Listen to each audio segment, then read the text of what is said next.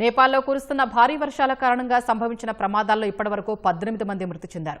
తూర్పు నేపాల్లో గత 24 గంటల్లో ఆకస్మిక వరదలు, కొండచర్యలు విరిగిపడ్డ ఘటనల్లో ఈ మరణాలు సంభవించాయి. సూర్యోదయ, మంగ్సేబంగ్ ఇలాం, దేవుమై ప్రాంతాల్లో మరణాలు నమోదయ్యాయి. పలువురు గాయపడగా మరికొందరు గల్లంతయ్యారు. మృతుల సంఖ్య మరింత పెరిగే అవకాశం ఉందని సహాయక సిబ్బంది తెలిపారు. ప్రభావిత ప్రాంతాల్లో నేపాల్ సైన్యంతో పాటు పోలీసులు, ఇతర సిబ్బంది సహాయక చర్యలు చేపట్టారు. ఎగువ ప్రాంతాల్లోని వానలకు కాఠ్మండు లోయలోని భాగమతి, విష్ణుమతి సహా పలు నదులు ఉప్పొంగి ప్రవహిస్తున్నాయి. లోతట్టు ప్రాంతాల్లోని ఇళ్లు, దుకాణాల్లోకి వరద నీరు చేరుతోంది. నదీ పరివాహక ప్రాంతాల్లోని రోడ్లపై ప్రయాణాలు చేయవద్దని ప్రజల్ని అధికారులు సూచించారు.